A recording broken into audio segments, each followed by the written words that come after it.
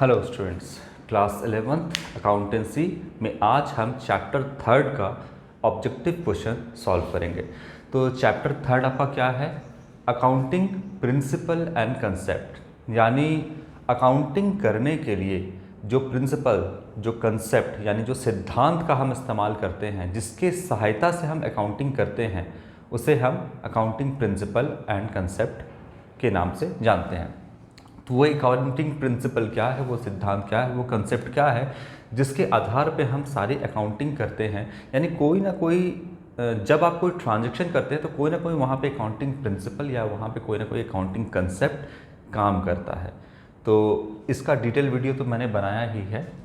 इस वीडियो में जो है आपका हम सिर्फ ऑब्जेक्टिव क्वेश्चन सॉल्व करेंगे। तो चलिए स्टार्ट करते हैं क्वेश्चन नंबर 1 से। Question number 1, under which concept total cost of the period should be charge from income, है ना। कहता है कि under which concept total cost of the period should be charged from income. मतलब समझाते हैं, पहले ऑप्शन लिखते हैं। आपका पहला है मैचिंग कंसेप्ट,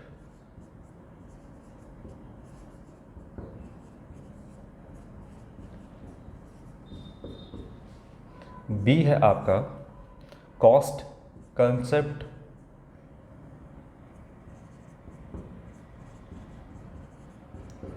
जिसको हिस्टोरिकल कॉस्ट कंसेप्ट भी कहते हैं। सी है आपका मनी मेजरमेंट कंसेप्ट,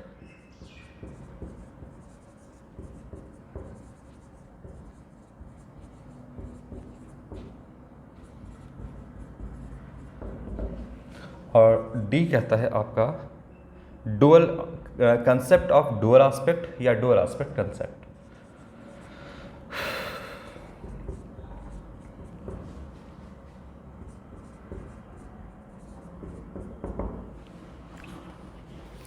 बोलता है under which concept total cost of the period should be charge from income. तो इसमें से कौन सा कंसेप्ट जो है, चलिए पहले इसको हम समझते हैं। टोटल कॉस्ट जो है इनकम से चार्ज किया जाता है एक पीरियड के अंदर। तो आपका जो है, देखिए इनकम टैक्स के हिसाब से जो अकाउंटिंग आपका ईयर है वो स्टार्ट होता है 1 अप्रैल से और ख़त्म होता है 31 मार्च। यही है आपका, 1 अप्रैल से स्टार्ट होता है, ख़त्म कब होता है आपका 31 मार्च। ये एक पीरियड है आपका पूरे एक साल का। अब इस एक साल में कुछ इनकम भी होगा और फर्म में, बिजनेस में एक्सपेंसेस भी होगा, एक्सपेंस भी होगा, है ना। तो अब एक साल में टोटल कितना इनकम हुआ और एक साल में टोटल कितना एक्सपेंस हुआ, तो इनकम माइनस एक्सपेंस हम क्या निकालेंगे, अपना प्रॉफिट जानेंगे। ठीक है। तो मान लीजिए कि एक साल में यानी 1 अप्रैल से 31 मार्च, ये एक पीरियड है आपका जिसको हम अकाउंटिंग पीरियड कहते हैं, है ना। ये आपका पूरा एक साल का है। एक साल में मान लेते हैं एग्जाम्पल के तौर पे, छोटा सा एग्जाम्पल से हम लेते हैं कि आपका इनकम 100 रुपये का हुआ। याद रखिएगा ये आपका कब का है, तो 1 अप्रैल से 31 मार्च, इसको हम मान लेते हैं 1 अप्रैल 2021 से 31 मार्च 2022, ये आपका पीरियड है ना।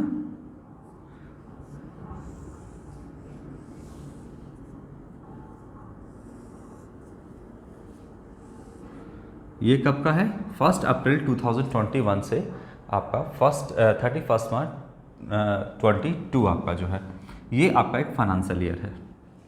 अब इस साल में टोटल इनकम कितना हुआ, तो हम ये मान लेते हैं कि इस साल में टोटल इनकम 100 रुपये का हुआ और टोटल एक्सपेंस इसी साल में कितना हुआ आपका, तो मान लेते हैं कि 60 रुपीज़।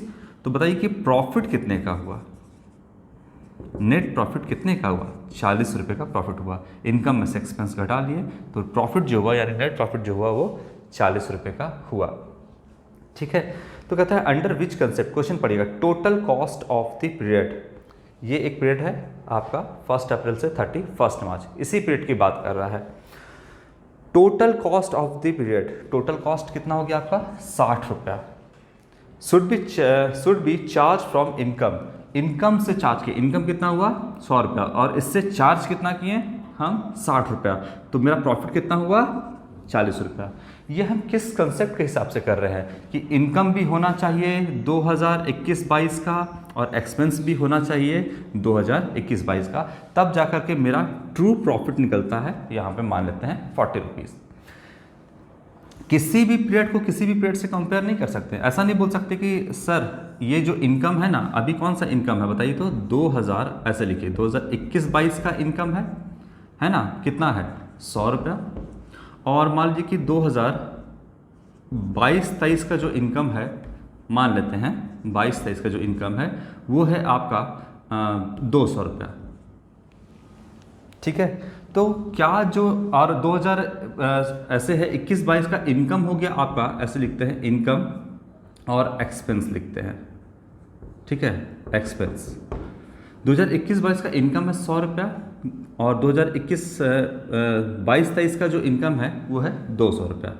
2021-22 का जो एक्सपेंस है वो कितना है यहाँ पे 60 रुपया, और 2022-23 का जो एक्सपेंस है वो मानते हैं कितना है 50 रुपया एक्सपेंस है।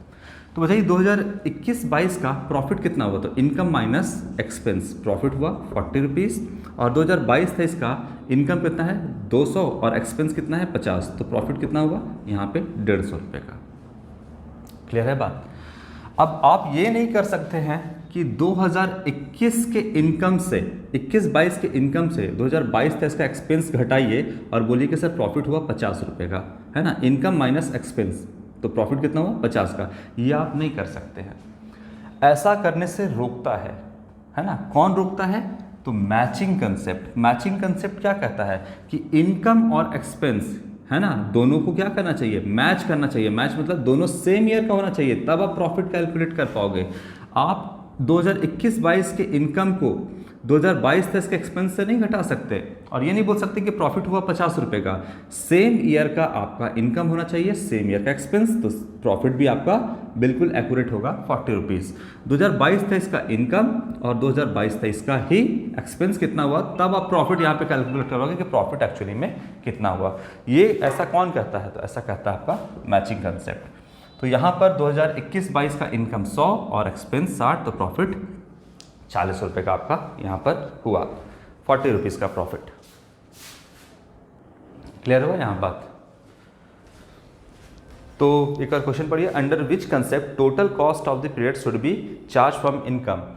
तो टोटल इनकम आपका ये हुआ, इससे चार्ज करते हैं हम एक्सपेंस, तो 40 रुपीज़ का प्रॉफिट हुआ। तो ये क्या कहता है आपका, कौन सा कंसेप्ट इसके पीछे काम कर रहा है, मैचिंग कंसेप्ट। मैचिंग कंसेप्ट मतलब सेम ईयर का इनकम और सेम ईयर का एक्सपेंस, तो होगा आपका 40 रुपीज़ का प्रॉफिट।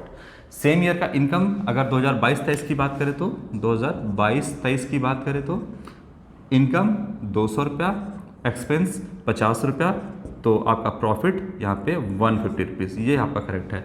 तो ये हम कैसे कर रहे हैं, कि किस कंसेप्ट के आधार पे कर रहे हैं कि सेम ईयर का इनकम और सेम ईयर का एक्सपेंस ले रहे हैं, मैचिंग कंसेप्ट के हिसाब से, ठीक है।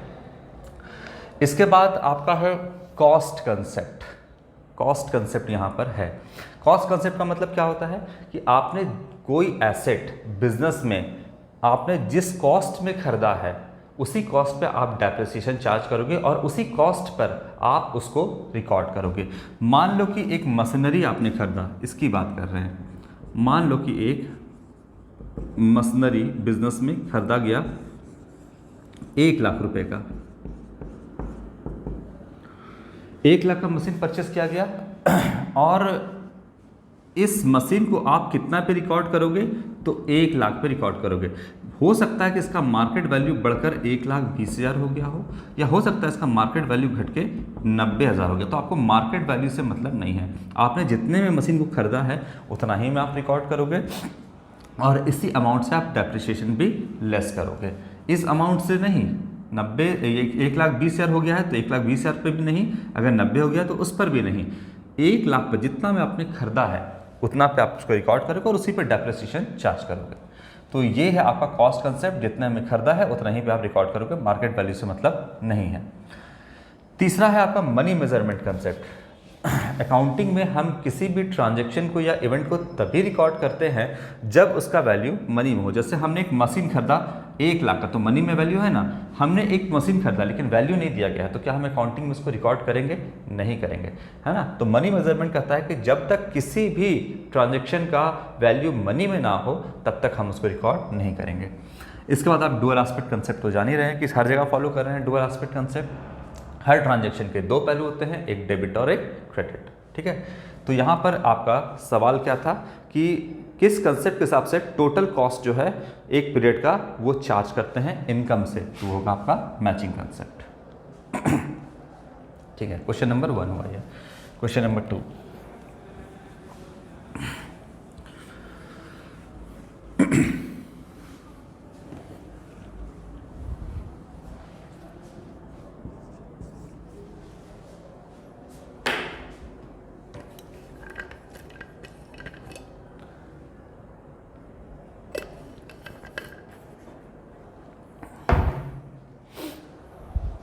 इसके बाद outstanding expense is included in profit and loss account at the end of the year according to which concept?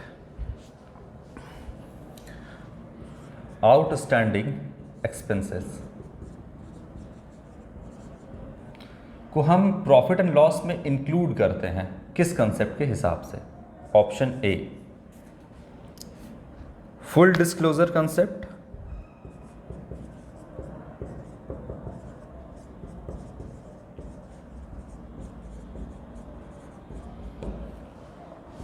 Option B, ठीक है, पहला लिखता है आपका फुल डिस्क्लोजर, लेकिन ऑप्शन थोड़ा गलत लिख दिया है। फुल डिस्क्लोजर की जगह होना चाहिए था यहाँ पे मैचिंग कंसेप्ट। तो ठीक है, दूसरा में हम कर देते हैं आपका मैचिंग कंसेप्ट।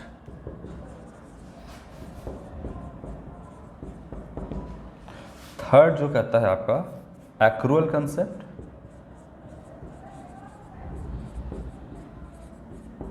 और फोर्थ कहता है गोइंग कंसर्न कंसेप्ट।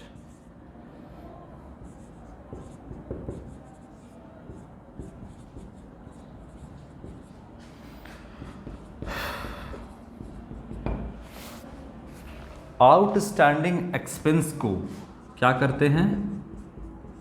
इंक्लूड करते हैं कहाँ? तो प्रॉफिट एंड लॉस अकाउंट में। किस कंसेप्ट के हिसाब से? चलिए, तो पहले हम इसको समझते हैं। आंसर होगा आपका एक्रूअल कंसेप्ट। अब इसको हम समझते हैं थोड़ा बात को। देखिए, ऐसे मैंने आपको जब इसका पूरा वीडियो बनाया था तो मैंने वहाँ पर आपको समझाया था एक चाय वाले के एग्जाम्पल को लेकर के, लेकिन अभी अब आपको सिंपल समझाते हैं। जो भी एक्सपेंस करता है वो बिजनेस करता है। हम जो भी रिकॉर्ड करते हैं ट्रांजैक्शन को वो बिजनेस के पॉइंट ऑफ व्यू से रिकॉर्ड करते हैं, ये बिजनेस है। और आउटस्टैंडिंग एक्सपेंस का मतलब हो गया यहाँ पर कि जैसे बिजनेस अपने एम्प्लॉय को सैलरी देता है, बिजनेस एम्प्लॉय को वेजेस देता है। बिजनेस जो है अगर चल रहा है अगर, तो बिजनेस ही क्या करता है? रेंट पे करता है। मतलब है कि अगर बिजनेस किसी रेंट वाले बिल्डिंग पर लिया गया है, उसका अपना बिल्डिंग नहीं है, है ना, अगर रेंट पे लिया गया है तो बिजनेस को जो है रेंट भी पे करना पड़ता है। तो हर ट्रांजैक्शन का जो रिकॉर्डिंग है वो बिजनेस के पॉइंट ऑफ व्यू से हम करते हैं। ये हमारा सेपरेट एंटिटी कंसेप्ट या बिजनेस एंटिटी कंसेप्ट करता है, ठीक है। तो अभी बिजनेस मान लो कि अपने एम्प्लॉय को क्या दे रहा है? सैलरी दे रहा है। एक एम्प्लॉय है ए नाम का, ये एक एम्प्लॉय है जिसका नाम ए है। इसका पर मंथ का जो सैलरी है वो है 1000 रुपीज़, ठीक है। और ये 1000 रुपीज़ जो है पर मंथ का सैलरी है, और बिजनेस अगर पूरा 12 महीना सैलरी देता है तो उसका सैलरी कितना देगा? रुपीज़ 12,000, 12,000 का सैलरी इसका बनता है, ठीक है, ए का। हो सकता है ऐसा कि बिजनेस इसको 12 मंथ तो ये काम कर लिया है, लेकिन सैलरी जो मिला है वो मात्र 11,000, मतलब 11 मंथ का ही जो है सैलरी मिला है। तो बताइए ना कि बिजनेस के लिए एक्सपेंस 11,000 है या बिजनेस के लिए एक्सपेंस 12,000 है? दिया हो या ना दिया हो, एक्रूअल कंसेप्ट क्या कहता है? वो एक्सपेंस जो आपको या तो आपने दे दिया है या फिर अभी तक आपने नहीं दिया है, उन दोनों को आप एक्सपेंस मानोगे, है ना। जैसे कहने का मतलब है कि सैलरी जो है 12 मंथ का है, आपने दिया कितना 11,000 रुपये, तो खर्च कितना हुआ बिजनेस का खर्च पूरा 12,000 रुपये हुआ, ठीक है। कितना हुआ 1,000 इंटू 12,000 खर्च है, दिया भले 11,000 है लेकिन 12,000 1,000 बिजनेस के पॉकेट से नहीं गया है, लेकिन इसको भी बिजनेस को अपना एक्सपेंस मानना होगा, ठीक है। तो यहाँ पर 11,000 का सैलरी है। अब अगर हम बात करें प्रॉफिट एंड लॉस अकाउंट की, तो प्रॉफिट एंड लॉस अकाउंट आपका जो नेचर होता है इस अकाउंट का, वो होता है नॉमिनल नेचर का अकाउंट होता है। नॉमिनल नेचर का अगर अकाउंट है ये, तो होगा आपका debit all expenses and losses, credit all income and gain. यानी डेबिट साइड हम किसको रिकॉर्ड करेंगे, डेबिट साइड एक्सपेंस को और लॉस को, क्रेडिट साइड हम किसको रिकॉर्ड करेंगे, तो इनकम को या गेन को, यही करेंगे ना। अब कहता है कि यहाँ पर जो है प्रॉफिट एंड लॉस अकाउंट में सैलरी दिखाना है, तो हम यानी एक्सपेंस को दिखाना है। बिजनेस के लिए सैलरी क्या है, एक्सपेंस है, तो हम यहाँ पे लिखेंगे सैलरी, क्योंकि ये एक्सपेंस है तो डेबिट साइड में आएगा। और सैलरी कितना बिजनेस ने दिया है, 12 मंथ का सैलरी 12,000 होना चाहिए था, दिया कितना है तो 11,000, तो हम यहाँ पे इनर कॉलम में लिखेंगे 11,000, 11,000 जो कि बिजनेस ने दे दिया है, तो बिजनेस का खर्च कितना हुआ 11,000। अच्छा, तो हमने आपको क्या कहा कि दिया हो या ना दिया हो, टोटल बिजनेस का एक्सपेंस कितना है 12,000, दिया हो या ना दिया हो, तो 11,000 तो दे दिया, ये तो है, और जो नहीं दिया वो है आपका प्लस कर देंगे आउटस्टैंडिंग सैलरी। क्या कर देंगे, आउटस्टैंडिंग सैलरी कितना 1,000 रुपये आउटस्टैंडिंग है, तो बिजनेस का टोटल एक्सपेंस कितना हो जाएगा 12,000। ये आउटस्टैंडिंग सैलरी जो 1,000 हम यहाँ पे जोड़े, है ना, ये किस कंसेप्ट के हिसाब से जोड़े, तो एक्रूअल कंसेप्ट। क्यों एक्रूअल कंसेप्ट के हिसाब से जोड़े, क्योंकि देखिए बिजनेस का टोटल एक्सपेंस कितना है, हम बिजनेस का true profit and true loss जो है वो कैलकुलेट करने के लिए यहाँ पे बैठे हैं। और अगर अपना एक्सपेंस को बिजनेस कम करके दिखाएगा तो क्या कभी भी true profit and true loss जो है वो कैलकुलेट कर पाएगा। 12 मंथ का सैलरी 12,000 होता है लेकिन दिया 11,000, तो क्या 11,000 को अपना एक्सपेंस मान लें। अगर एक्सपेंस 11,000 मान लेंगे तो क्या होगा कि इससे मेरा इनकम बढ़ जाएगा, है ना। कैसे बढ़ेगा, तो यहाँ पर एक्सपेंस कम माने तो ऑटोमेटिक 1,000 से इनकम बढ़ जाएगा, जो कि गलत है आपका। गलत क्यों है, क्योंकि देना तो आपको 12,000 है, आपका पॉकेट से निकलेगा तो पूरा 12,000, नहीं दिया है आपने 1,000 रुपये, तो ये मत खुश हो जाओ कि भाई हमने नहीं दिया है, देना तो आपको पड़ेगा ही, तो एक्सपेंस आपको पूरा 12,000 मानना पड़ेगा। और ये जो हमने यहाँ पे प्लस किया 1,000, वो एक्रूअल कंसेप्ट के हिसाब से मैंने यहाँ पे प्लस किया, तो करेक्ट यहाँ पे होगा एक्रूअल कंसेप्ट। तो आउटस्टैंडिंग एक्सपेंस यहाँ क्या है, सैलरी इंक्लूड किए हैं कहाँ, तो प्रॉफिट एंड लॉस अकाउंट में, है ना। किस कंसेप्ट के हिसाब से, तो एक्रूअल कंसेप्ट के हिसाब से, ठीक है। बाकी फुल डिस्क्लोजर कंसेप्ट क्या कहता है कि आप उन सारे चीज़ों को डिस्क्लोज करिए जो यूजर्स ऑफ अकाउंटिंग को जानना है, जैसे बिजनेस का प्रॉफिट है, क्या प्रॉफिट है, क्या लॉस है, क्या फाइनेंशियल पोजीशन है, ये सारा फुल्ली डिस्क्लोज कर दीजिए। लेकिन अपने कंपनी के, अपने बिजनेस के सीक्रेट को आउट मत करिए, ये फुल डिस्क्लोजर कंसेप्ट कहता है।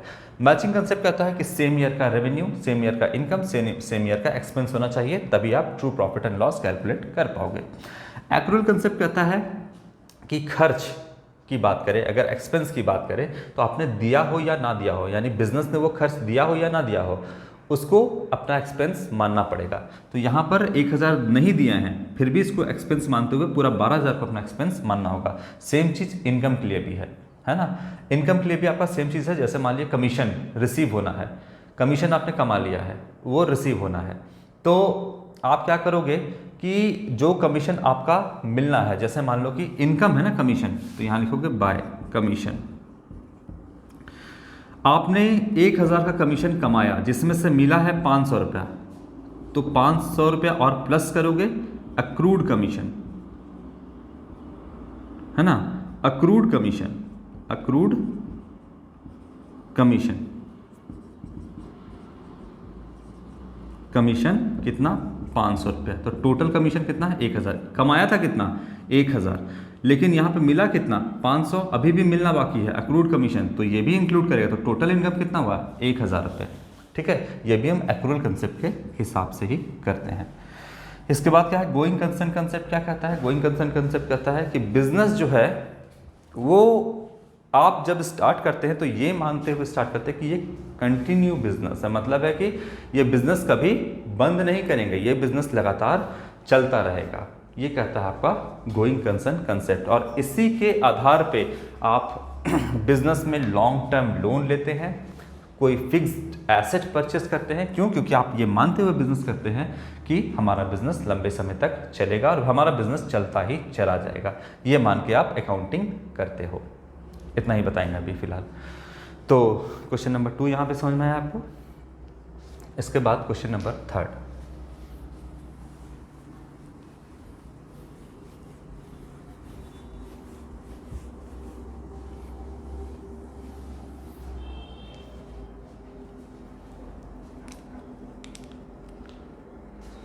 Under money measurement concept, which of the following will be recorded in the book? Money measurement concept के हिसाब से क्या चीज़ हम रिकॉर्ड करेंगे? क्वेश्चन नंबर 3 है आपका।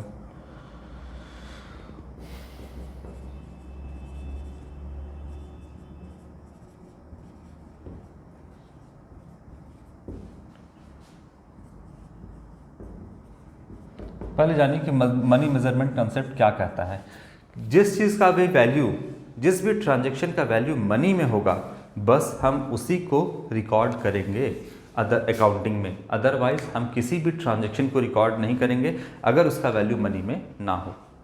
हमने एक मान लो मशीनरी खरीदा, हमने एक मशीनरी खरीदा, बिल्डिंग परचेस किया, फर्नीचर परचेस किया, है ना, मोटर व्हीकल परचेस किया, इसका वैल्यू मनी में नहीं है तो अकाउंटिंग में हम इसको रिकॉर्ड नहीं करेंगे। लेकिन अगर इसका वैल्यू मनी में है, मान लो मशीनरी परचेस किया 1 लाख रुपए का, बिल्डिंग परचेस किया 5 लाख रुपए का, फर्नीचर परचेस किया 50,000 रुपये का, और मोटर व्हीकल आपने परचेस किया मान लीजिए कि 1.5 लाख का, तब हम इसको रिकॉर्ड करेंगे। अगर किसी का भी वैल्यू मनी में ना हो, सिर्फ मोटर व्हीकल लिखा है, तो क्या रिकॉर्ड करेंगे? नहीं करेंगे। यही मनी मेजरमेंट कंसेप्ट कहता है। चलो ठीक है, अब देखते हैं ऑप्शन। बोलता है कि under money measurement concept which of the following will be recorded in the book? Option A, quality control of business, quality control in business,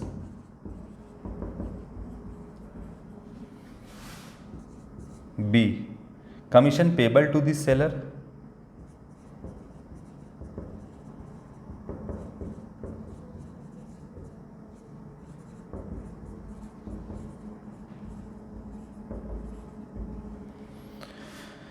C, additional benefit क्या कहता है, from the application of budgetary control system, additional benefit from the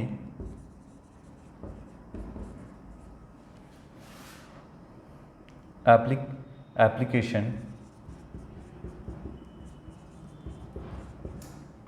of budgetary control system, और D कहता है आपका business quality of a businessman.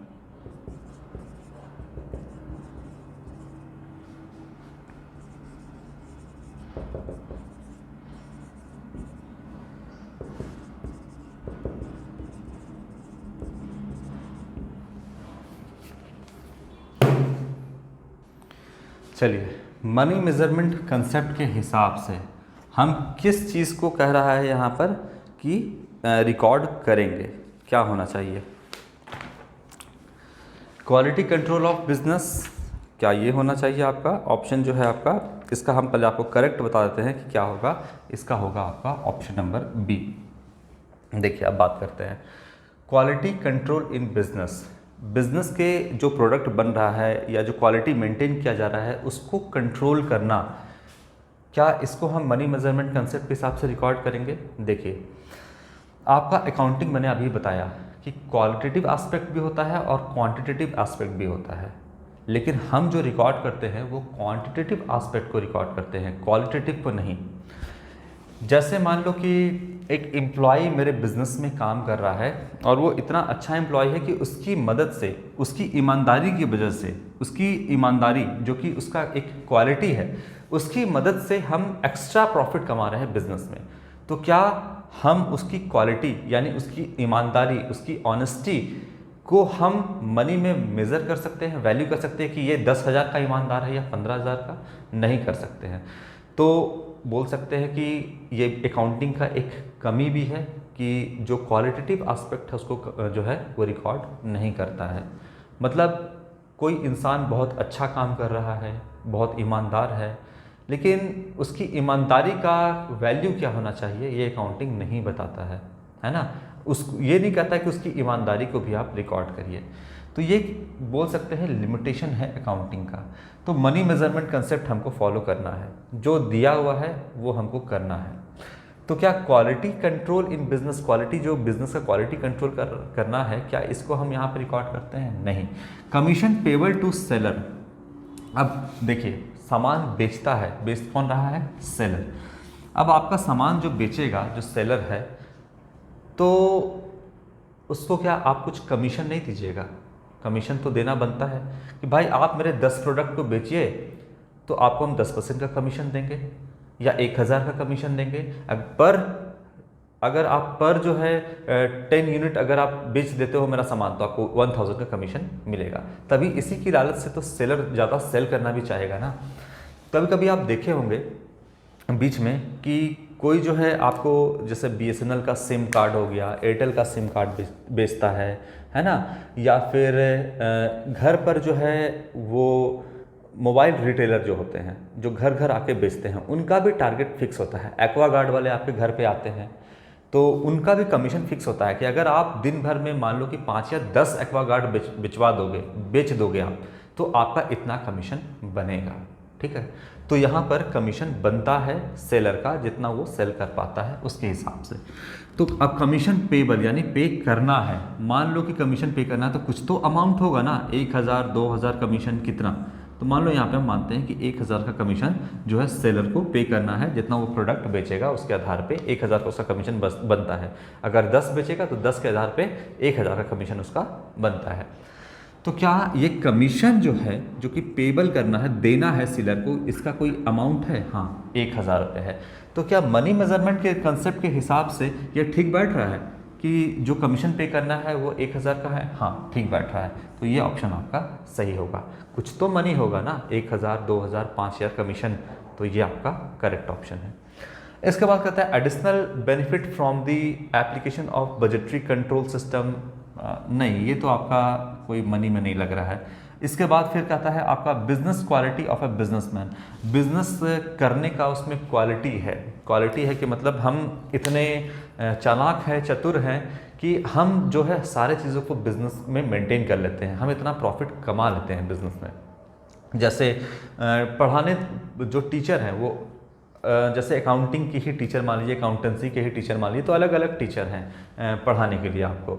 लेकिन कुछ teacher में ऐसी क्वालिटी होती है कि जिससे जो बच्चों को है वो बेहतर समझ में आता है। तो बताइए कि उनकी क्वालिटी को या बिजनेसमैन की क्वालिटी को, जिससे वो बहुत अच्छा बिजनेस कर लेते हैं, क्या इनका वैल्यू मनी में किया जा सकता है? तो नहीं। इनकी क्वालिटी, इनकी ईमानदारी, इनकी चतुराई का वैल्यू कितना लगाएंगे? तो अकाउंटिंग इसका वैल्यू नहीं लगाता है, इसलिए ये भी ऑप्शन आपका गलत होगा। ठीक है, तो क्वालिटी कंट्रोल इन बिजनेस नहीं होगा, ये भी नहीं होगा और ये भी नहीं होगा। तो क्या सही है? Commission payable to the seller, ये आपका करेक्ट ऑप्शन होगा। चलिए, तो क्वेश्चन नंबर 3 यहाँ पर हम स्टॉप करेंगे। 3 के बाद 4th नंबर जो है हम आपका नेक्स्ट वीडियो में स्टार्ट करेंगे। देखिए, कुछ क्वेश्चन ऐसा होता है जो देखने में छोटा लगता है, लेकिन देखिए ये जो आपका यूनिट है या ये जो चैप्टर है वो प्रिंसिपल एंड अकाउंटिंग कंसेप्ट के आधार पे है। तो क्वेश्चन आपका डीपली हो सकता है थोड़ा इसमें, है ना। ये हालांकि ये सारा क्वेश्चन तो आपका आसान है, लेकिन इसमें और डीपली क्वेश्चन पूछा जा सकता है जिसमें थोड़ा कन्फ्यूज़न हो सकता है, तो इसको हम ध्यान से करेंगे। तो क्वेश्चन नंबर 4 से हम नेक्स्ट वीडियो में स्टार्ट करेंगे। Thank you.